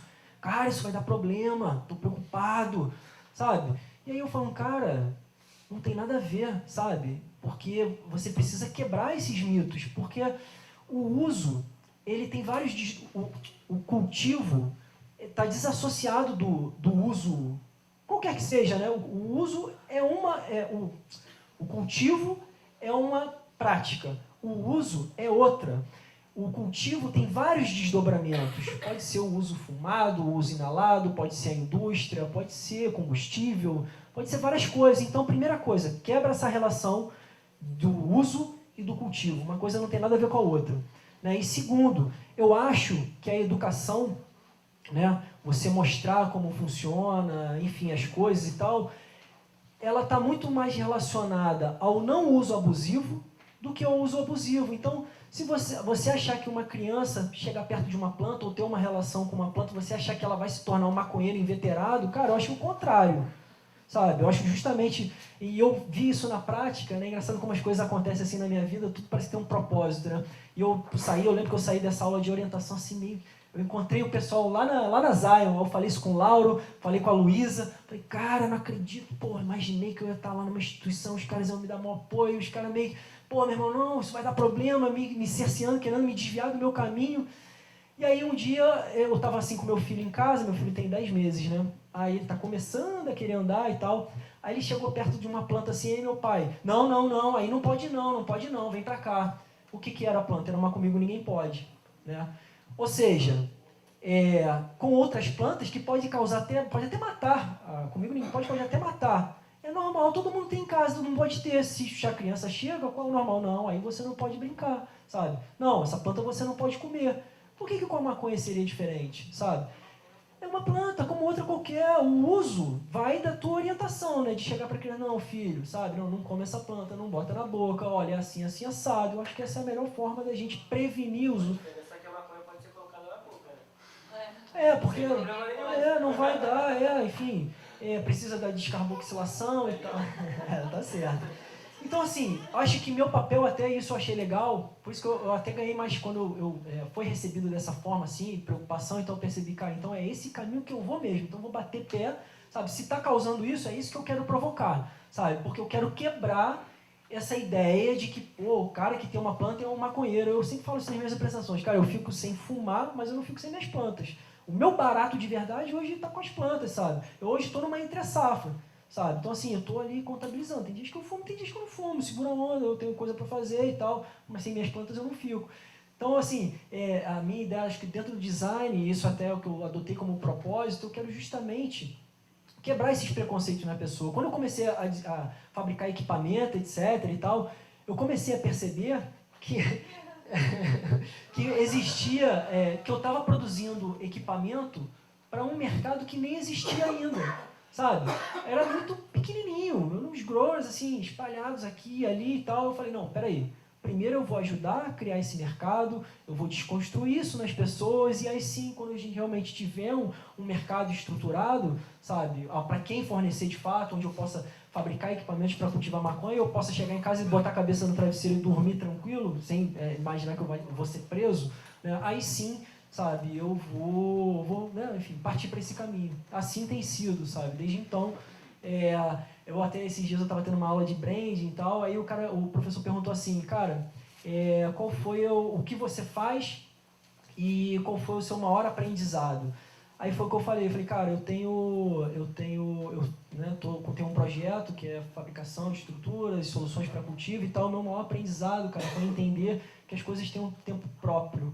Né? Isso a planta me ensinou, sabe? Porque não adianta, e aí eu até falei lá no começo que, né, sobre o cultivo ser uma boa ferramenta, que cara, eu tenho uma paciente, né, da Abra, eu fui lá ajudar a montar o cultivo, e aí eu percebi que a planta nunca ia para frente, sabe? A planta nunca ia para frente. Eu sempre chegava lá e eu percebia, cara, você está regando demais, o solo está muito encharcado, pega leve nas regas, não precisa regar tanto.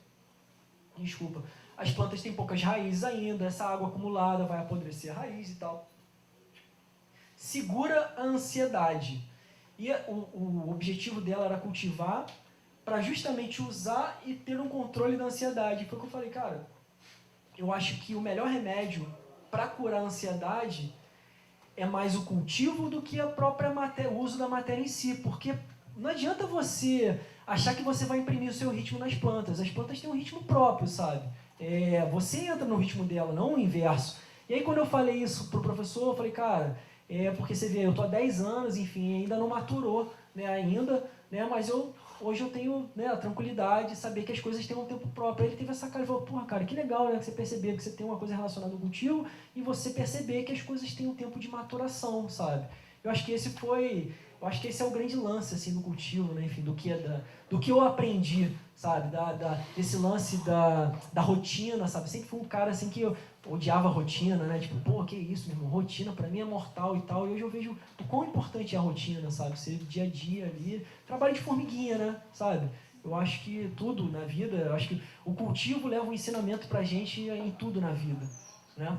Anderson, você queria fazer uma pergunta. É um relato de caso simples, na verdade. Por favor. Você tinha falado assim, basta pôr um vasinho e a gente vai dar certo e tal. Eu vi uma experiência, eu nunca tive a coragem, acho que por ativismo, eu nem dimensionei isso, porque eu não... Sim. Enfim. Mas a pessoa, no quintal, no quintal das Minas Gerais lá, jogou 5 sementes, e o lugar já tinha sido um canteiro de humus, morador, já tinha tido uns humus ali. 5 árvores que iam passar por cima do muro, assim, sacou? Realmente ele não tinha problema com o vizinho, porque ele enxergava, era uma pessoa que não ficava, e do outro lado não tinha ninguém. Mas realmente as plantas, essas 5 plantas, uma delas morreu, pouco habituado a esse ambiente, né? A planta morreu, ela devia estar assim, da sua altura. Uma planta dessa também morrer, mas as outras continuaram, mas assim, literalmente quase passaram. Sem fazer nada. Cara, Não é isso, né?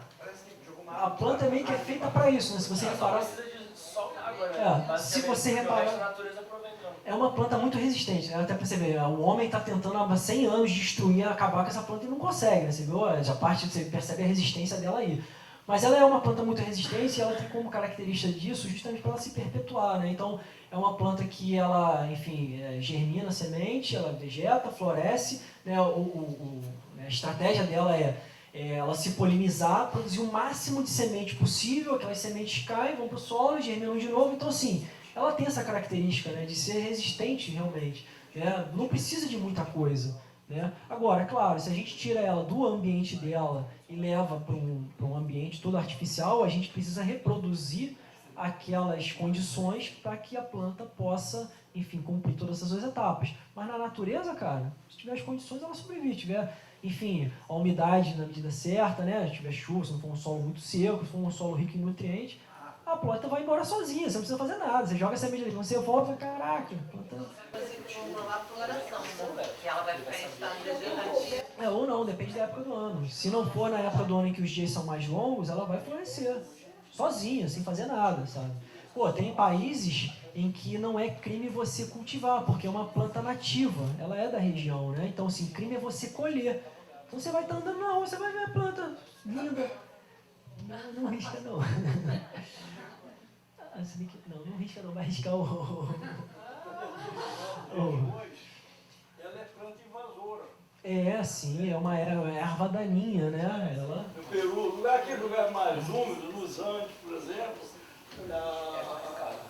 nas estepes, ela é considerada planta invasora.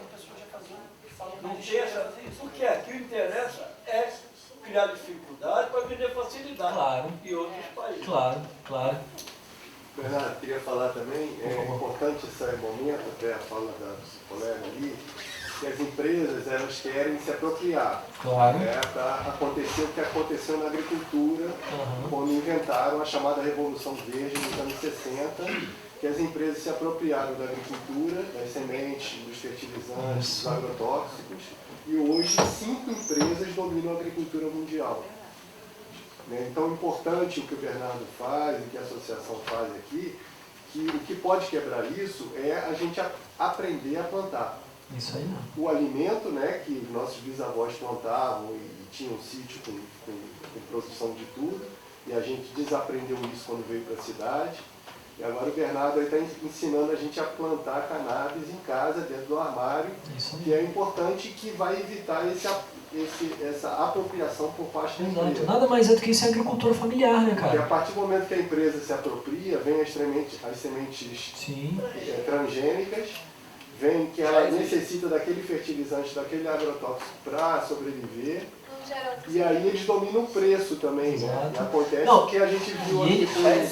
E a indústria tenta se apropriar de uma outra forma também, que é isso que ele falou, de criar um problema para vender a solução. Eles querem implantar um modelo que vai inviabilizar para praticamente todo mundo, para poucas empresas que vai ser possível, que essas estruturas com 2 portas, não sei o que, climatizado, estrutura rígida, então, ou seja, para você montar um cultivo você vai precisar de milhões, sabe? A gente tem aqui no curso farmacêuticos, enfim, pessoas da área da pesquisa e tal, e eu lembro uma vez um dos professores falando assim, né, falando de equipamento HPLC, eu falei, na minha aula eu falei, cara, esse tipo de assunto é para a indústria. Imagina, sugerir um cultivador caseiro, um equipamento de medição HPLC, sabe? Um equipamento que custa uma fortuna. Para o que a gente precisa, para o que a gente quer, não precisa de nada disso. É a sementinha, é o vasinho ali no quintal, sabe? Nos atende, tá? E é isso, que quando eu me apresentei naquele evento, no seminário internacional que teve no IED, pô, foi maneiríssimo, porque foi justamente onde eu estou estudando, pô, para mim foi irado isso. E eu lembro de, eu tenho essa proposta aqui que vocês estão vendo, né? Uma coisa simples, fácil e tal, papapá. Eu lembro que eu fiz um projeto, uma estrutura de cultivo, assim, greenhouse, né? E de baixo custo. Completamente o oposto do que a Anvisa estava propondo como modelo de regulação, que era uma coisa que custava milhões, sabe? As indústrias estavam falando de coisa de, sei lá, quanto, 50 milhões, não sei o quê. E eu vendo com um projetinho que, pô, uma tendinha custava 15 mil reais, sabe? Aí eu lembro de eu chegar lá no IED, assim, era um evento internacional de cannabis medicinal, aí eu cheguei preocupado, eu falei, cara, como é que vai ser, né? Eu chegar com esse assunto aqui, aí eu lembro que eu chamei até o Brave, né, um advogado, aí eu chamei ele para conversar, cara, e enfim, eu tenho proposta de negócio também e tal, eu cheguei para ele e falei, cara, a minha apresentação está toda baseada meio que contrapondo isso que a Anvisa está propondo, né? O que você acha e tal? Estou preocupado, sei lá, se eu vou ser apedrejado aqui dentro e tal. Aí ele falou, não, vai lá, sabe, eu mostro o contraponto e tal, mas fica tranquilo, não sei o quê, mas também Não precisa ser pé na porta, né? Tipo assim, eu não quero também ofender ninguém, sabe? Chegar aqui, sei lá, sabe? Fazer algo, né, violento, abaixo a Anvisa, alguma coisa assim, não, sabe? Essa não é minha proposta. Mas eu quero convencer na argumentação, sabe? Minha proposta de estudo, enfim, do design é justamente isso. É solução viável, sabe? E para minha surpresa, era uma sala assim lotada e tal, toda gente sentada no chão e tal. E aí eu apresentando assim de uma forma simples o cultivo, sem grandes tecnologias, sem grande pá, falei, pô, isso aqui é o que eu acho que deveria ser, né? Que as empresas deveriam adotar, uma coisa simples e que permite a agricultura, os pequenos produtores a participarem também desse, né, a serem players também desse jogo. E, para minha surpresa, cara, tava ali todo mundo, era interessado mesmo em plantar, sabe? Amarradão, e todo mundo, pô, é isso aí mesmo, isso aí que estão propondo, não tem nada a ver, não precisa disso, uma loucura, pra quê? Uma coisa simples, querem complicar, isso vai limitar e tal. Eu falei, pô, é isso, cara, sabe? Entrei aqui cheio de dedo, achando que, pô, né, poderiam... Não, você tá sendo, sabe, sei lá, muito ativista. Ah, não, eu sou ativista, mas eu me pauto pela razão, né? Por dados, números, sabe? E aí foi isso, sabe? Todo mundo estava mesmo interessado, todo mundo ficou amarradão com o meu conteúdo. E eu falei, é isso, sabe? Aquele que dá aquele ânimo de esperança, assim, realmente, meu irmão, sabe? A gente tem esperança, sabe? Vamos acreditar porque é possível, sabe? É possível sim. Eu acho que as associações são uma grande ferramenta para isso nesse momento, sabe? Porque isso aqui é uma coisa que eu sempre falo para as pessoas, né? Que a gente tem que entender o que de fato é uma associação, né? As pessoas têm preocupação de, mas a Anvisa, o cultivo associativo, não sei o que, não, porque a Anvisa tem que regulamentar o cultivo associação. Eu falo, cara, não. A associação, ela não se submete à Anvisa, sabe? Eu gosto de fazer uma analogia, tudo bem que são coisas diferentes e tal, mas para quem conhece ambos, eu também faço cerveja, né? Então, eu vejo muita analogia assim na produção de cerveja com o cultivo de maconha. E também existe uma regulamentação no mercado de cerveja, né? Para você comercializar cerveja, você precisa ter o selo do MAPA, você precisa ter registro no MAPA para poder comercializar, né? E existem associações de cerveja que produzem cerveja e distribuem cerveja entre seus associados e não precisam se submeter à regulamentação da Anvisa, porque eles não estão comercializando, eles estão produzindo e distribuindo entre eles, não tem comércio para terceiro. Então é o que eu falo, cara, as associações é uma grande oportunidade que a gente tem de desenvolver isso sem atender, né, as necessidades, as regulamentações da Anvisa, porque o objetivo, claro, né, tem associações com diferentes objetivos, né, mas pelo menos o que eu vejo da Abra Cannabis, enfim, das coisas que eu participo, que a gente não tem interesse em se tornar uma indústria farmacêutica, né? A gente realmente tem como objetivo, tem metas de ter um cultivo coletivo para que sirva de backup para quem ainda não tem acesso ao medicamento. Então, eu acho que as associações são aí uma grande oportunidade para a gente conseguir, através das associações, desenvolver isso que a gente está falando aqui, sabe? Ter algo acessível, né? Algo que seja democrático mesmo e não exclusivo, né? O que realmente a indústria está querendo impor, óbvio, né? Eles estão defendendo, farinha pouco é meu pirão primeiro, estão defendendo o bolso deles, né? A indústria, de uma maneira geral, está defendendo o próprio bolso. Então, ela vem com aquele pacote montado, sabe, que, porra, só elas conseguem ter acesso. Quem aqui, né, conseguiria ter um financiamento na BNDES e ter um financiamento, sei lá, de 150 milhões de reais, sabe? Então, é isso, sabe? Meio que a coisa meio que está caminhando para isso. Mas cabe nós aqui fazermos nosso papel e não deixar isso acontecer, buscarmos também as nossas necessidades, nossos desejos, né? Tem mais alguma pergunta? Alguém gostaria de fazer? Você falou que uma viagem para esse americano. Não é arriscado isso? Então, há uns anos atrás, vou contar uma historinha rapidinho para você entender. Há uns anos atrás, teve um evento aqui no Brasil, tá? Que reuniu, né, foi uma feira assim, né, de exposição, né? Não foi divulgado nem nada, foi uma coisa só para as pessoas, né, para os cultivadores e tal. E foi convidado pessoas de fora, né? Então vieram bancos de semente de fora, né? Esse da Inglaterra, um da Holanda, não lembro agora qual é a base deles, mas eles estavam aqui no Brasil. Eles chegaram aqui no Brasil com um bolo de voucher do site deles e distribuíram no evento. Esse voucher dava direito a você comprar, você pegar sementes no site deles lá, né? E custo zero, né? Era um voucher que dava brinde semente. E foram, sei lá, centenas, se não milhares de vouchers que eles trouxeram e distribuíram no evento, pós-evento, enfim. As pessoas começaram a pedir, pô, semente de graça, né, cara? Pô, show de bola. Entrava lá, botava o códigozinho do voucher e trazia semente. Eu trouxe, mais uma centena de pessoas, sei lá, trouxe também. Os primeiros passavam na receita, de boa, né, um envelopinho, as pessoas começaram a receber, certamente a receita, porque entra sempre, acho que por Curitiba, alguma coisa assim, que é uma zona ali de triagem, né? E aí, obviamente, eles devem ter começado, pô, que monte de envelope igual a esse que está chegando, né? Devem ter começado a abrir. No que começaram a abrir, começaram a identificar sementes, estavam trazendo semente. E aí, a partir dali, todo pacote que vinha, né, sempre do mesmo remetente, começou a ser barrado.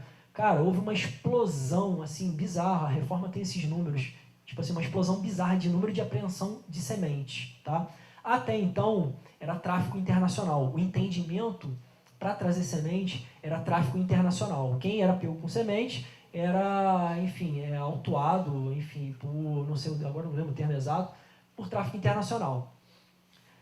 Com esses problemas que aconteceram, o pessoal da reforma criou uma tese que isso não é tráfico internacional. Primeiro que a semente não tem princípio ativo, né? Esse é ponto número 1. O segundo é a quantidade ali, sei lá, às vezes você pede 5 sementes, aí tem também o fato atípico, né? E aí isso levou a um entendimento, essas centenas de casos, que devia estar emperrando lá o judiciário, houve um entendimento de que não é tráfico internacional. Aí alguns delegados mandavam um inquérito para o Ministério Público, já que não é tráfico internacional, é contrabando, porque esse é produto controlado pelo Ministério da Agricultura. Para você importar semente, você precisa ter registro no Ministério da Agricultura. E aí começou-se a ter um entendimento de que era contrabando. Aí entrou o fato atípico. Né? Pô, cara, princípio da insignificância. 5 sementes? Contrabando? Né? E aí, em resumo da história, o que aconteceu? Eu não acompanhei nenhum caso de apreensão de semente, nenhum, não sei de nenhum caso que a coisa tenha evoluído para uma acusação de tráfico ou de contrabando. Todos os inquéritos arquivados. Né? Então, assim, problema? Pode dar, mas o que eu faço, eu vou lá, tipo, desfaço da embalagem e tal, são sementinhas, boto no bolso e vou embora, sabe? Se der problema, tá aí, realmente, trouxe semente, né? É isso. Né? E chama reforma, me ajuda. Né? Abra, deu problema, sabe? É isso. Até hoje nunca deu. Espero que não dê. Mas eu venho, assim, baseado nisso, sabe? Com as minhas convicções, se der problema. E até uma coisa que eu falo, não tem nada a ver aqui com o tema, mas... enfim, justamente quando eu venho, sei lá, eu tiro a embalagem e coloco no bolso mesmo, sabe? Aí todo mundo fica no bolso, eu venho no bolso, cara, porque se der problema, a primeira coisa que eu quero fazer é tirar do bolso e, tá aqui, é meu mesmo, sabe? É isso, entendeu? Porque eu sempre lembro já viu aqueles programas, tipo Férias na Prisão? Eu já imagino aquela cena do cara na salinha e tira a roupa sendo descoberta assim, eu falo, cara, eu prefiro andar no bolso, porque se der problema, está aqui, é pra mim mesmo, é isso, eu trouxe, sabe? Resolve logo a situação, né? Então, é o que eu faço, sabe? Né? Eu não vou recomendar ninguém a fazer nada, né? Mas o que eu faço pra mim é isso. Nunca tive problema. E se der problema, eu sei que no Brasil há um entendimento que semente não é mais tráfico, e pela quantidade de sementes também há um entendimento de que não é contrabando. Me seguro nisso. As sementes têm prazo de validade e qual a melhor forma de conservar a semente? Eu guardo em potinhos fechados, hermeticamente, guardo dentro da geladeira. Já tive casos de semente, eu fui para Amsterdã em 2012, né? Eu germinei semente que eu trouxe em 2012, que estava lá guardadinha na geladeira e de boa, sabe? Planta vigorosa, boa. O Rudy, outro dia desse, falou que, tinha umas sementes guardadas há 9 anos, sabe? Eu falei de 7 anos. E vai, sabe? Agora, se você realmente não acondicionar direito e tal, ela tende a secar, enfim, aí, né, a semente não vira. Mas não tem, eu não sei te precisar um prazo de validade. Você aumenta ele guardando de maneira correta. Eu guardo assim, num potinho fechado, né, dentro da geladeira, sabe? Lá embaixo da geladeira, assim. Tem gente que guarda até no freezer. Eu não sei, eu prefiro na geladeira porque a gente que está ganhando não se mexe, sabe? Então, assim, com relação à conservação da flor. Bom, como eu faço, tá? Eu colho, boto para secar. Isso leva alguns dias, né? Depende do tempo, depende de muita coisa. Se for uma época de chuva, vai demorar mais a secar um pouquinho, tá? Secou, eu jogo pro pote. Aí é o que a gente chama de curar as flores, tá? A gente deixa um tempo lá fechado, né? De vez em quando você vai lá, abre, dá uma olhada e tal. Eu tenho um amigo, que é um grower faixa preta, né? Para mim é uma referência, assim. E ele faz o seguinte, ele colhe, seca, né? Ele tem um método de secagem com umidade controlada, temperatura controlada e tal. Ele seca, guarda em potes, às vezes até a vácuo, e guarda no congelador, né? Ele guarda no congelador. Aí eu parei para pensar, volto a falar, eu faço cerveja. Aí eu parei para pensar, cara, você vai ver muita gente falando que não aconselha, né, essa variação de temperatura. O que ele faz? Ele guarda no congelador, ele guarda isso, mas aí tem uma preocupação com relação à questão legal, né? Tipo, você guardar em frações menores, né, pode ser mal visto, né? Tipo, né, você pronta para droga, para comercialização, droga pronta para comercialização, sabe? Então tem essa questão também que é importante levar em consideração. Ele fraciona, tá? E coloca no congelador. Aos pouquinhos ele vai tirando e vai consumindo. Aí, assim, eu fazendo uma analogia, eu falei, realmente, cara, faz sentido, porque realmente conserva mais tempo. Por quê? O lúpulo pro cervejeiro é vendido assim, congelado, né? Para ele se manter fresco. Aí você tira do congelador, usa logo, sabe? E boa. Agora, se você tirar do congelador, eu já vi isso, tipo assim, embalagens. Já viu quando o lúpulo, não sei se você já viu, ele é vendido aquele peletizado, ele é vendido a vácuo, né, nos pacotinhos a vácuo. Eu já vi, tipo, quando você deixa fora do congelador, ele fermenta e o pacote fica estufado. O fato dele estar fermentando já não é uma boa coisa, né? Muda o sabor, muda, enfim, as propriedades. Então, eu, por analogia, acredito que isso também funcione. Esse amigo meu, tirando por ele, sabe, eu acho que é um bom caminho. Mas eu ainda não faço assim, até porque eu não tenho espaço para guardar. Meu freezer é pequenininho, tá cheio de coisa lá. Ou seria as carnes, as coisas congeladas, ou as minhas flores. Acho que se eu quiser também tirar... Eu acho, também acho que é importante, né? Porque o oxigênio ele tende a oxidar mais as coisas, então é isso, sabe? Mas, a boa parte dos cultivadores, o que eles fazem é, depois de seco, joga no pote e joga lá no fundo do armário, em um local escuro, sabe? E deixa lá curando, sabe? Por um bom tempo, as propriedades se mantêm, mas realmente, depois de muito tempo, você percebe que perde as propriedades, sabe? Só de ficar guardado no armário, sabe? Ele não tem os mesmos terpenos, sabe? Então, degrada com certeza. Então, não uso, né? Não vou vender aqui como uso, não, é certo tal, porque eu não uso. Mas, baseado nesse meu amigo, que é um grande grower, ele conserva congelado. Né? É isso. Mais alguma pergunta? Oi?